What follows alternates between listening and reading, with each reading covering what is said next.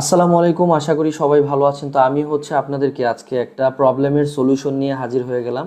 আপনারা অনেকেই আমাদের এসআরডিমাইটিতে কোর্সে এনরোল করেছেন। তো এনরোল করার পরে অনেকেরই এই মেসেজটা শো করতেছে যে ইমেল ভেরিফিকেশনের আপনি আপনার স্টুডেন্ট ড্যাশবোর্ডে ঠিকভাবে ঢুকতে পারতেছেন না। এটা হয়েছে কেন?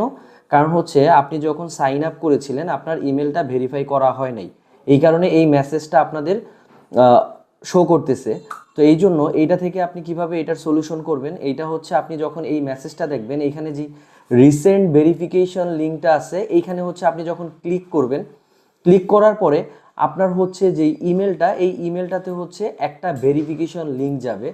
মানে আপনি আপনার মোবাইলের অপশনে যাবেন, ইমেল অপশনে গিয়ে আপনার যেখানে ইমেলটা আছে এইটা ওপেন করবেন। ওপেন করার পরে কিছু সময় ওয়েট করবেন যে কোডটা আসার জন্য। আপনি রিফ্রেশ দিবেন, রিফ্রেশ দেওয়ার পর দেখবেন যে আপনার কিছুক্ষণের মধ্যেই এসআরডিএমআইটি থেকে একটা ভেরিফিকেশন লিঙ্ক আসবে। তখন আপনি ওই ইমেলটার মধ্যে যাবেন। অবশ্যই আপনাকে 1 মিনিট ওয়েট করতে হবে এই লিঙ্কটা আসার জন্য।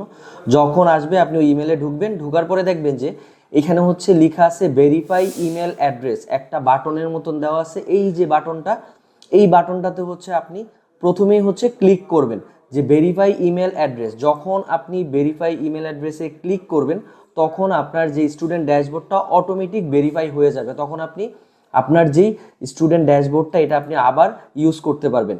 এটা আপনাদের যাদের এই প্রবলেমটা হয়েছে, যদি কারো ভেরিফাই আগেই হয়ে যায় সেই ক্ষেত্রে এইটা আসবে না, এই মেসেজটা তাদেরকে আসছে, কারো কাছেই শো করবে না। সো এই জন্য যদি কারো কাছে আমাদের এই স্টুডেন্ট ড্যাশবোর্ডে যখন আপনি আসবেন, ইমেল ভেরিফাইয়ের যেই মেসেজটা আছে এইটা শো করে, তখন রিসেন্টে ক্লিক করবেন। রিসেন্টে ক্লিক করার পরে আপনি অটোমেটিক আপনার ইমেলে একটা কোড যাবে। তখন ওই কোডে আপনি লিঙ্ক যেটা আছে ওইখানে ভেরিফাই ইমেল অ্যাড্রেসে ক্লিক করবেন।